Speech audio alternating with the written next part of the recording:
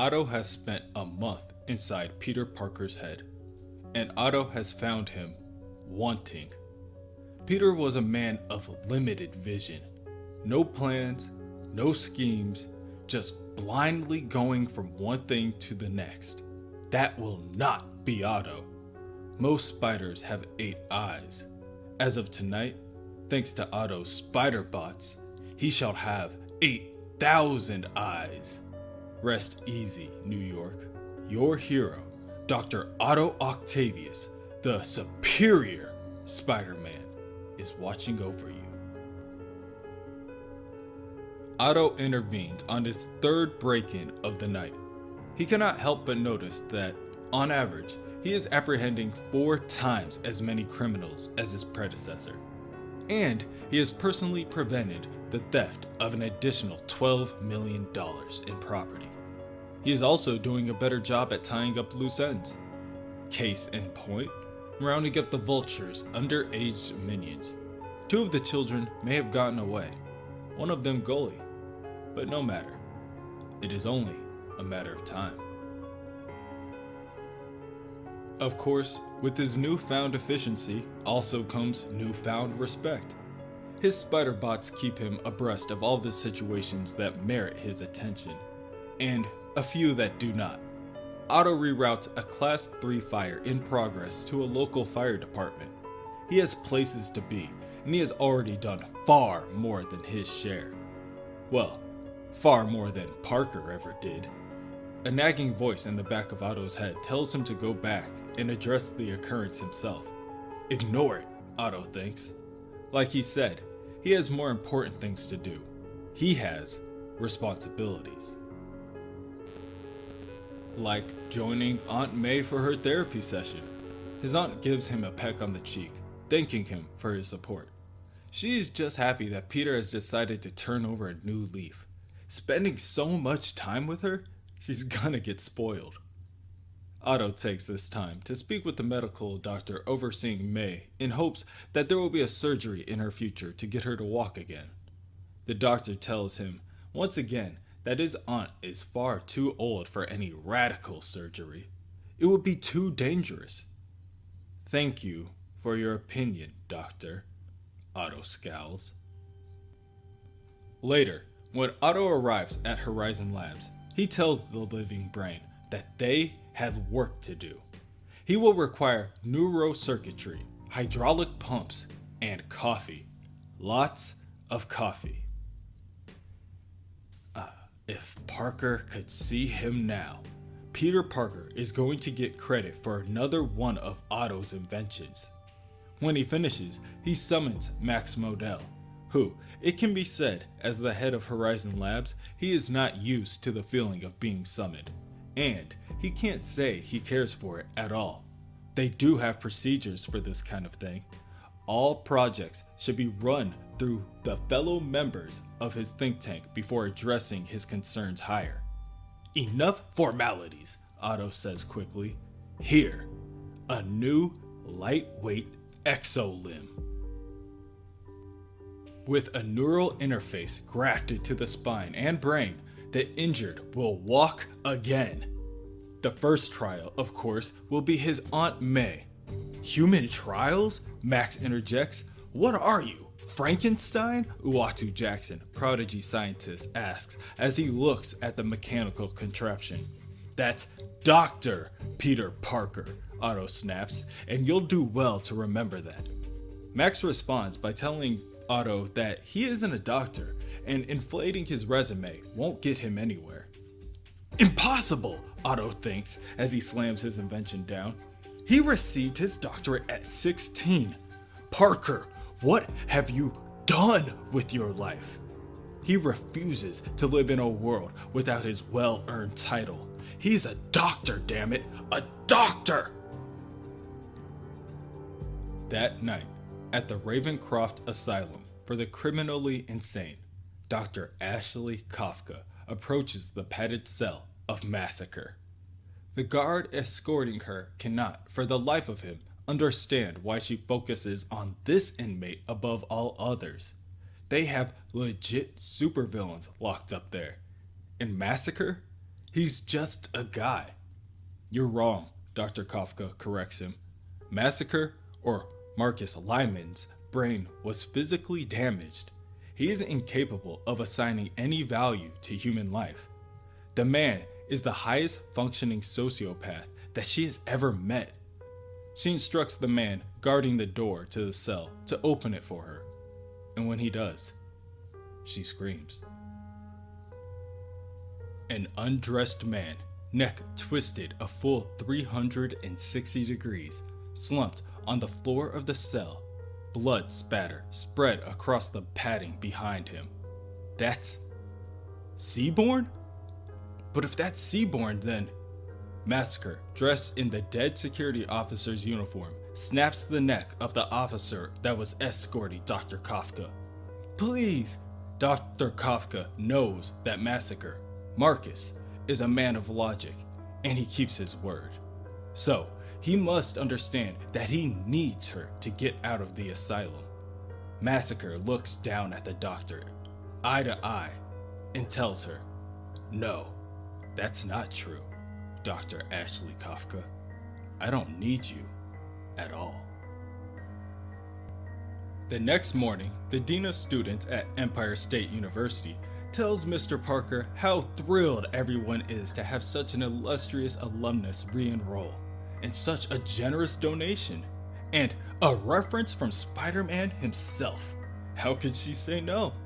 But there is the matter of his thesis, and he still has a credit in advanced physics to complete. They may be partway through the semester, but she is sure that he can catch up. When Otto sees his teacher, he cannot help but laugh.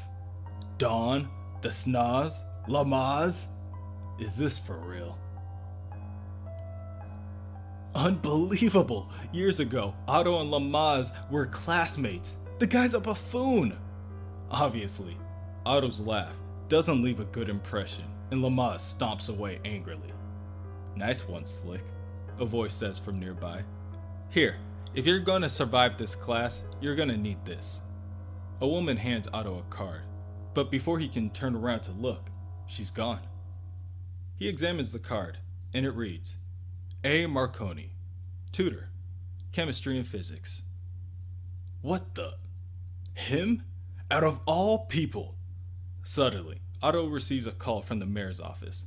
He's being summoned to Ravencroft Asylum.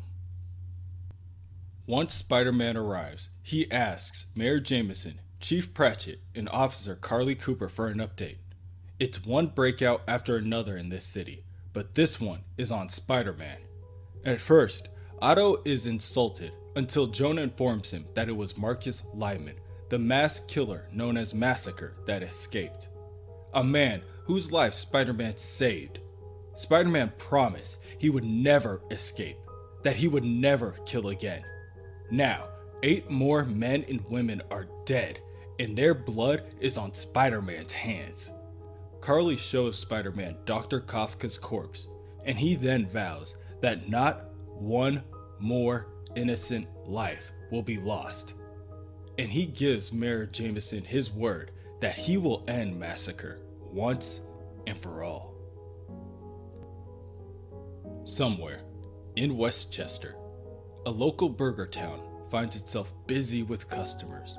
So much so that no one second guesses the uniformed man with a metal plate on his head and a gun in his hand until it's too late. He slurps on his drink so that innocents can hear that their time is coming to an end. Massacre asks the cashier if they carry Mocha-Cola or Fizzy-Cola. He cannot help but be somewhat let down with the answer he receives. Burger Town is a subsidiary of Fizzy-Co. They only serve Fizzy-Cola. Oh, that's a shame, Massacre replies. He'd kill for a Mocha-Cola. He turns to address the others in the restaurant. Burger Town customers, these are your rules. Mobile devices, car keys, and wallets on the floor. I lock you up in the back and no one has to die. This meal, your money, one of your cars, and I'm gone. It actually makes my life easier.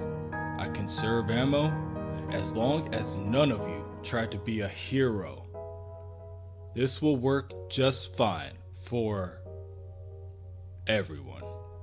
Massacre watches as a cashier presses the silent alarm. He sighs before telling everyone that they should know this gun didn't kill anyone. He didn't kill anyone. That man, the cashier, did. He broke the rules. Bullets fly and people scream. They fight, they push, they shove, they hide. And no matter what they do, it all ends the same. The thick glass in front of the building cracked, shattered, and stained with bullets and blood.